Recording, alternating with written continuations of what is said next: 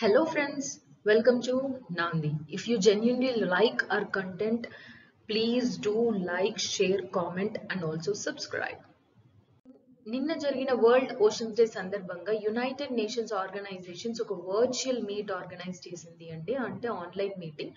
ప్రపంచంలో 45 మెంబర్స్ ని సెలెక్ట్ చేస్తే అందులో ఒకరు ఇండియన్ అయ్యి ఉండడం అండ్ దాట్ టు ఉమెన్ అయ్యి ఉండడం ఇట్స్ వెరీ ప్రౌడ్ మూమెంట్. తన పేరే తాడి దీపిక.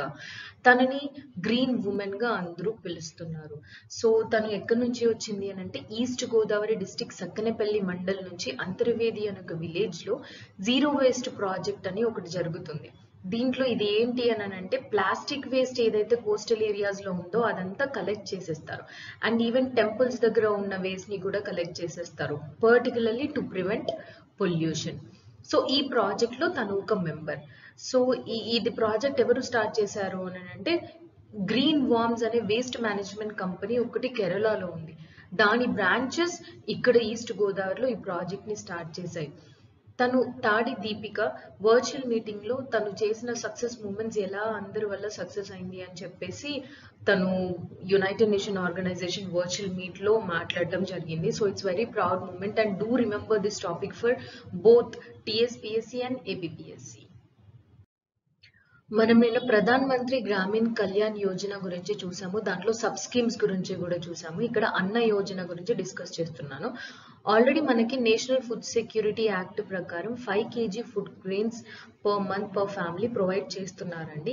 దానికి అదనపుగా అంటే అడిషనల్ గా కోవిడ్ వచ్చింది కాబట్టి కోవిడ్ సిచ్యుయేషన్ నుంచి అందరూ బయటికి రావాలి అని చెప్పేసి ప్రధాన్ మంత్రి గ్రామీణ్ కళ్యాణ్ అన్న యోజనలో ఇంకా additional 5 kg rice or wheat per month provide చేస్తున్నారు. ఇది పాజిటివ్ పాయింట్. కాకపోతే ఇందులో ప్రాబ్లమ్స్ ఏంటి అని అంటే మీకు ఆల్రెడీ నిన్న డిస్కస్ చేశాను. ఒకటి ఏంటి, ఖచ్చితంగా ఇది కావాలి అని అంటే మనకి రేషన్ కార్డ్ ఉండాలి. ఇంకొకటి దీంట్లో ఉన్న beneficiaries according to which census అండి 2011 సెన్సెస్ ప్రకారం అందులో ఉన్న బెనిఫిషియరీస్ ఉన్నారు. ఇప్పుడు 2021 వచ్చేసింది అంటే ఇంకా చాలా మంది అన్కవర్డ్ అంటే ఇందులో లేరు.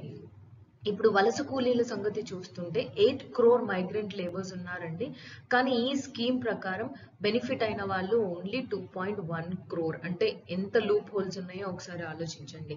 ఇంతే కాదండి, ఒక అజంప్షన్ ఉంది, ఇది ఇంకా ప్రూవ్ అవ్వలేదు. ఇల్లీగల్ గా ఇందులో ఉన్న గూడ్స్ అన్ని ఫారిన్ కంట్రీస్ కి సప్లై చేస్తున్నారు, అంటే ఆఫ్రికాకి మలేషియాకి సప్లై చేస్తున్నారు అని చెప్పేసి ఇంప్లిమెంటేషన్ లెవెల్లో చాలా లూప్ హోల్స్ ఉన్నాయి. అవసరమైన వాళ్ళకి అంటే గ్రాస్ రూట్ లెవెల్లో ఎవరికి చాలా మందికి ఇది అందట్లేదు. ఇంకొకటి university Azeem Premji university research చేసిందండి, ఈ కోవిడ్ సిచ్యుయేషన్ వల్ల ఇంకా ఎక్కువ 23 crore పీపుల్ ఎక్స్ట్రీమ్ పావర్టీలోకి వెళ్ళిపోయారు. Poverty, extreme poverty. ఎస్, ఇంకా ప్రధాన్ మంత్రి గరీబ్ కళ్యాణ్ యోజనలో ఎంఎస్ఎంఈస్ కి కూడా కొన్ని స్కీమ్స్ ఉన్నాయని చెప్పాను కదా. మనకి ఇండియాలో ఆల్మోస్ట్ 6.3 crore ఎంఎస్ఎంఈస్ ఉంటే, అంటే మైక్రో స్మాల్ మీడియం ఎంటర్ప్రైజెస్ ఉంటే, గవర్నమెంట్ అనౌన్స్ చేసిన స్కీమ్ ప్రకారం ఒకవేళ అన్ని కరెక్ట్ గా ఇంప్లిమెంట్ అయితే ఓన్లీ 45 lakh ఎంఎస్ఎంఈస్ కి మాత్రమే బెనిఫిట్ అవుతుంది. అంటే ఇక్కడ చూడండి 6.3 crores, ఇది లాక్స్ అండి. 45 lakh ఎంఎస్ఎంఈస్ కి మాత్రమే బెనిఫిట్ జరుగుతుంది. సో ఇవన్నీ డ్రాబ్యాక్స్ అండి. మీకు యూపీఎస్సీలో చాలా ఇంపార్టెంట్, మెయిన్స్ ఆన్సర్ రాయడానికి కావచ్చు, టీఎస్పిఎస్సి ఏబిపిఎస్సి ఇంటర్వ్యూస్ లో కూడా ఇలాంటి క్వశ్చన్స్ అడిగే అవకాశాలు ఉంటాయి. సో దీనివల్ల ప్రాబ్లమ్స్ ఇవన్నీ. సో ఏం చేయాలి వీటికి అని అంటే రేషన్ కార్డ్స్ లేని వాళ్ళకి కూడా ఏదో ఇవన్నీ అవసరం, అవునా కాదా? సో ఇప్పుడు వలస కూలీలకి, ఇప్పుడు ఇక్కడ వర్క్ చేసే వేరే స్టేట్ వాళ్ళకి రేషన్ కార్డ్ ఇక్కడ అప్లై అవ్వదు. సో మీరు ఒకసారి 1 nation 1 రేషన్ కార్డ్ అని చెప్పేసి సెంట్రల్ గవర్నమెంట్ స్కీమ్ అనౌన్స్ చేసింది, ఆ స్కీమ్ ఒకసారి చూసుకోండి. ఇంకొకటి తెలంగాణ హైకోర్టు ఆల్రెడీ తెలంగాణ హైకోర్టును ఢిల్లీ హైకోర్టు ఆల్రెడీ దీనికోసం కొన్ని జడ్జిమెంట్స్ ఇచ్చింది. లైక్ రేషన్ కార్డ్స్ లేని వాళ్ళకి కూడా ఒక స్ట్రాటజీ అనౌన్స్ చేసి వాళ్ళందరికీ కూడా ఇవన్నీ వసతులు దక్కేలా చూడాలి అని చెప్పేసి. ఇంకొకటి రీజనల్ డిస్పారిటీ తీసేయాలి అని అంటే ఇప్పుడు నువ్వు వేరే స్టేట్ నుంచి వస్తే ఈ స్టేట్ లో నీకు అన్ని వసతులు కలవవు. సో అలాంటి డిస్పారిటీస్ పర్టికులర్గా ఈ కోవిడ్ టైంలో తీసేయాలి. నువ్వు ఇక్కడ ఈ స్టేట్లో నువ్వు వ్యాక్సిన్ తీసుకోకూడదు, పక్క దాంట్లో తీసుకోవాలి, నువ్వు ఈ స్టేట్లో అన్నం తినకూడదు, నీకు ఈ స్టేట్లో రేషన్ ఉండకూడదు అని అంటే సడన్గా వలస కూలీలు ఎక్కడి నుంచి ఎక్కడికి ఎలా వెళ్ళిపోతారు? And that was the situation. ఇంకొకటి, ఫుడ్ కార్పొరేషన్ ఆఫ్ ఇండియా దగ్గర చాలా స్టాక్ అవైలబుల్లో ఉంది. సో ఆ స్టాక్ అంతా బయటికి తీసి ఈ స్కీమ్లో ఇంకా ఎక్కువ యూజ్ చేసి మిగతా వాళ్ళందరికీ కూడా ఇంకా ఎక్కువ బెనిఫిట్స్ ప్రొవైడ్ చేసేలాగా చేయాలి. పావర్టీని ఇంకా తక్కువ చేయాలి. అండ్ ఫుడ్ సెక్యూరిటీ ప్రొవైడ్ చేయడమే కాదు, ప్రాపర్ న్యూట్రిషనల్ ఫుడ్ ప్రొవైడ్ చేయడం అనేది చాలా ప్రయారిటీ. అంటే ఫుడ్ తినడం ఎంత ఇంపార్టెంటో న్యూట్రిషనల్ ఫుడ్ తినడం కూడా అంతే ఇంపార్టెంట్. ఎందుకంటే కోవిడ్ ఇలాంటి సిచ్యుయేషన్స్ని ట్యాకిల్ చేయాలంటే first thing is you have to Boost your immunity system. అది ఎప్పుడు వస్తుందంటే నీ న్యూట్రిషనల్ ఫుడ్ తిన్నప్పుడే. మన ఎలిమెంటరీ ఎడ్యుకేషన్ గురించి జేడి లక్ష్మీనారాయణ గారు కొన్ని వ్యూస్ ఇచ్చారండి. ఎలిమెంటరీ ఎడ్యుకేషన్ అనేది వర్నాక్యులర్ లాంగ్వేజెస్లో జరగాలి. వర్నాక్యులర్ అని అంటే రీజనల్ లాంగ్వేజెస్ ఆర్ మన మాతృభాష అండి. దానివల్ల పిల్లలకి కాన్సెప్ట్స్ అనేవి చాలా బాగా అర్థమవుతుంది. బట్టి చదువుకునే మైండ్ సెట్ దూరం అయిపోతుంది. అండ్ వాళ్ళు వాళ్ళ వ్యూస్ని కూడా సరిగా ఎక్స్ప్రెస్ చేయగలుగుతారు. అండ్ ఇంతే కాదు, 6th క్లాస్ వరకు అంటే ఎలిమెంటరీ ఎడ్యుకేషన్ వరకు మనం మాతృభాషలో నేర్చుకున్న తర్వాత ఈ మన మాతృభాషలో ఉన్న పట్టు మనకి వేరే లాంగ్వేజెస్ నేర్చుకోగలిగే, అర్థం చేసుకునే గల టాలెంట్ ఇస్తుంది. అండ్ ఇంతే కాదండి, మనం ఎడ్యుకేషన్ కరికులం అంటే మన ఎడ్యుకేషన్లో ఉన్న సిలబస్ మనం చేసే ఆక్యుపేషన్ అసలు మ్యాచ్ అవ్వట్లేదు. ఇప్పుడు ప్రతి ఒక్క ఇంజనీర్ చదివిన వాళ్ళు అందరూ ఇంజనీర్స్ అవ్వట్లేదు కదా. మళ్ళీ బయటికి వచ్చిన తర్వాత మళ్ళీ సెపరేట్గా నువ్వు లాంగ్వేజెస్ నేర్చుకొని ట్రైనింగ్ తీసుకొని ఆ తర్వాత ఇంటర్వ్యూకి వెళ్తున్నావు. అంటే మన ఎడ్యుకేషన్ చేయడం ఇంకా ఎందుకండి, ఎడ్యుకేషన్లో మనకు అంత ప్రాక్టికల్ నాలెడ్జ్ ఏమీ నేర్పించట్లేదు. సో కరికులం అనేది చేంజ్ అవ్వాలి. అండ్ వొకేషనల్ ఎడ్యుకేషన్ అని అంటే ఆక్యుపేషనల్కి యూజ్ అయ్యే ఎడ్యుకేషన్ మనకి 6th క్లాస్ నుంచే స్టార్ట్ చేయాలి అని చెప్పేసి ఆయన గారు వ్యూ ఇచ్చారండి. So it's very interesting. And దీంతో పాటు మీరు ఇలా న్యూస్ వచ్చింది కదా అని ఇది ఇంతే వరకు చదివి వదిలేయొద్దండి. రీసెంట్గా సెంట్రల్ గవర్నమెంట్ మనకి పర్ఫార్మింగ్ గ్రేడింగ్ ఇండెక్స్ అని చెప్పేసి ఒక రిపోర్ట్ అనౌన్స్ చేసింది. స్టేట్స్ అండ్ యూనియన్ టెరిటరీస్లో ఉన్న స్కూల్స్ పర్ఫార్మెన్స్ బట్టి. అండ్ మన నేషనల్ ఎడ్యుకేషన్ పాలసీ 2020 గురించి తెలిసిందే. దాంట్లో ఎలిమెంటరీ ఎడ్యుకేషన్ గురించి, వర్నాక్యులర్ లాంగ్వేజ్ గురించి అండ్ వొకేషనల్ ఎడ్యుకేషన్ గురించి ఏమేమి చెప్పారో అవన్నీ తెలుసుకోండి. అండ్ ఇంకొకటి గాంధీయన్ మోడల్ ఆఫ్ ఎడ్యుకేషన్ అండి. ఇది వొకేషనల్ ఎడ్యుకేషన్కి చాలా ఇంపార్టెంట్. అందుకని దీని గురించి కూడా తెలుసుకోవాలి. And CBI director appointment procedure కూడా పర్టికులర్గా తెలుసుకోవాలి. Because he was related to certain form of CBI related activities. So ఒక న్యూస్ లాగానే చదువుకోకుండా మిగతా సబ్ టాపిక్స్ కూడా మీరు గుర్తు చేసుకొని చదువుకుంటే it will be very helpful for UPSC, TSPSC and APPSC అండి. మనం టీవీలో కానీ చాలా సోషల్ మీడియా ప్లాట్ఫామ్స్లో కానీ ఈ కాంట్రవర్సీ చూస్తున్నామండి regarding new IT rules controversy. అసలు ఇదేంటి అని తెలుసుకుందాం ముందు. రీసెంట్గా సెంట్రల్ గవర్నమెంట్ కొత్త ఐటీ రూల్స్ అనౌన్స్ చేసింది. దాంట్లో ఇప్పుడు వాట్సాప్, ట్విట్టర్, ఫేస్బుక్ అనేది ఒక సర్వీస్ ప్రొవైడర్స్ అనుకోండి. సో ఇప్పుడు వాళ్ళకి 50 lakh అకౌంట్స్ కంటే ఎక్కువ ఉంటే వాళ్ళు అన్డిజైరబుల్ మెసేజెస్ అని అంటే కొన్ని ఫేక్ న్యూసెస్, లేకపోతే గవర్నమెంట్ని క్రిటిసైజ్ చేసుకుంటూ news, child sexual harassment uses, messages, అలాంటి ఏవైనా భేదం ఎక్కువ పెంచడానికి మెసేజెస్, ఇలాంటి మెసేజెస్, అన్డిజైరబుల్ మెసేజెస్ ఎవరైనా స్ప్రెడ్ చేస్తే వాళ్ళని ఐడెంటిఫై చేయడానికి గవర్నమెంట్కి కానీ కోర్టుకు కానీ ఆ సర్వీస్ ప్రొవైడర్స్ వాళ్ళు హెల్ప్ చేయాలి అంటే వాళ్ళు ఎలా చేయాలి?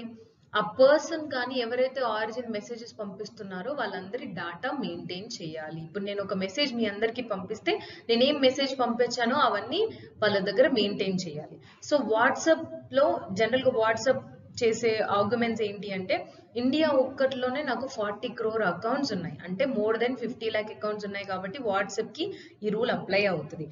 40 crore అకౌంట్స్ ఉన్నాయి. సో అన్ని అకౌంట్స్కి నేను ఆరిజిన్ ఆఫ్ డాటా మెయింటైన్ చేయడం అనేది చాలా హెక్టిక్ ప్రాసెస్, అంత ఈజీ కాదు అని చెప్పేసి ఢిల్లీ హైకోర్టులో కేసు వేసింది. ఆ కేసు ప్రకారం ఇంకొకటి, మీరు ఆల్రెడీ వాట్సాప్ ఓపెన్ చేసి ఉంటే మీకు ఎన్క్రిప్టెడ్ మెసేజెస్ అని చెప్పేసి చాలాసార్లు మీకు వచ్చి ఉంటుంది. ఎన్క్రిప్టెడ్ మెసేజెస్ అంటే ఏంటి అంటే closed packet, only sender and receiver, ఎవరైతే పంపిస్తారో ఎవరైతే రిసీవ్ చేసుకుంటారో వాళ్ళు మాత్రమే మీ మెసేజెస్ చూడొచ్చు, ఇంకెవరూ చూడలేరు అని చెప్పేసి ఇది వాట్సాప్లో ఒక ప్రొవిజన్. అంటే మనకంటూ ఒక సెక్యూరిటీ ప్రొవైడ్ చేస్తుంది వాట్సాప్. సో ఇప్పుడు గవర్నమెంట్ కి ఈ ప్రొవిజన్ లో ఒప్పుకుంటే వాట్సాప్ ఈ ఎన్క్రిప్టెడ్ మెసేజెస్ ఫెయిల్ చేసినట్టే, అవునా?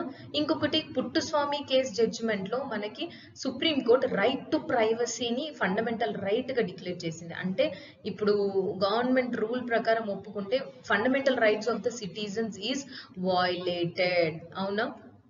సో ఇలాంటి అన్ని ప్రాబ్లమ్స్ ఉన్నాయి అని చెప్పేసి వాట్సాప్ దీనిపైన కేసు వేసింది అనమాట. సో మేము మిగతా టైంలో హెల్ప్ చేస్తాం. ఎప్పుడెప్పుడు అంటే సావరెనిటీకి ఏదైనా ప్రాబ్లమ్స్ వచ్చినప్పుడు. సావరెనిటీని తెలుగులో ఏమంటారండి? సార్వభౌమాధికారం. సో జనరల్ గా సావరెనిటీ అంటే ఏంటి? ఇప్పుడు ఇండియన్ గవర్నమెంట్ అనేది సుప్రీం పవర్.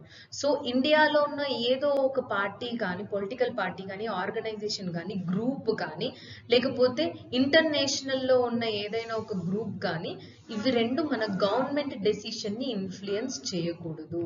అంటే గవర్నమెంట్ అనేది తన డెసిషన్స్ తను ఇండిపెండెంట్ గా తీసుకోవడం, దాన్ని సావరెనిటీ అని అంటారు, సార్వభౌమాధికారం.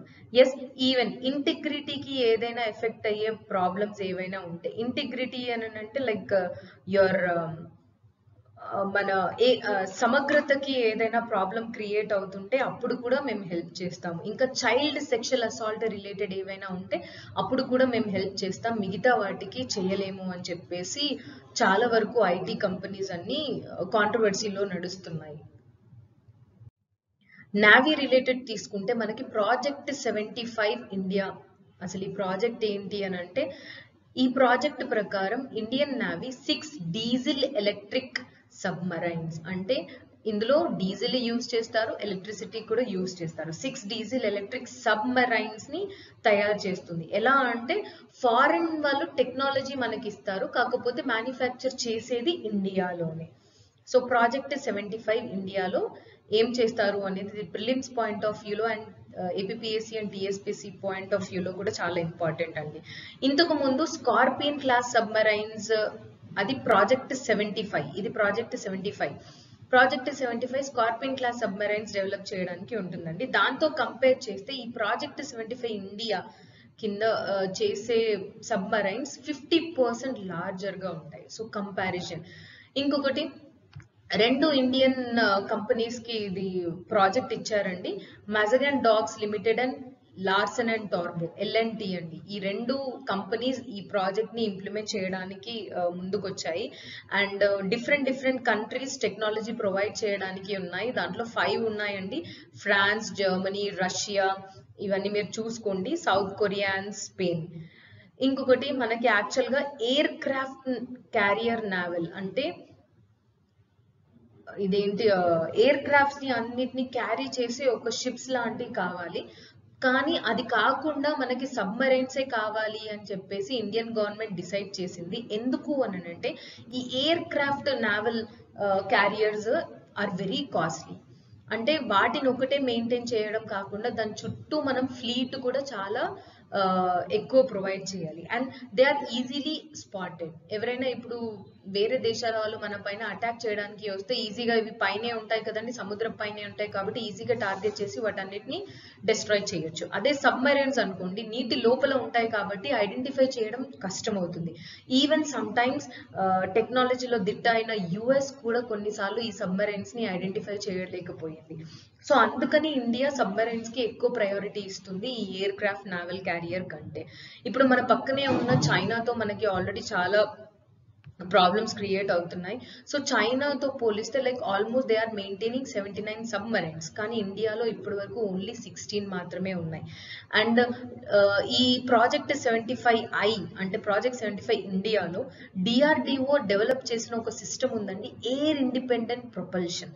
జనరల్ గా ఇప్పుడు ఏదైనా ఒక సబ్మరైన్ ఉందనుకోండి, ఎవ్రీ 2 weeks కి ఒకసారి అది సముద్రపు పైన దాకా వచ్చి బయట ఉన్న ఎయిర్ ని పీల్చుకొని డీజిల్ ఇంజన్ మళ్ళీ స్టార్ట్ చేసి ఎలక్ట్రిసిటీ ప్రొడ్యూస్ చేసి మళ్ళీ కిందికి వెళ్ళిపోతుంది. సో ఎవ్రీ 2 weeks కి ఒకసారి ఇది ఖచ్చితంగా సముద్రపు పైకి వచ్చేసి డీజిల్ ని బట్టి వేడి చేసుకొని ఎలక్ట్రిసిటీ ప్రొడ్యూస్ చేసుకొని మళ్ళీ కిందికి వెళ్తుంది. దీనివల్ల ప్రాబ్లం ఏంటి అంటే ఈజీగా శత్రువులకి ఇది ఐడెంటిఫై అయిపోతుంది, అవునా?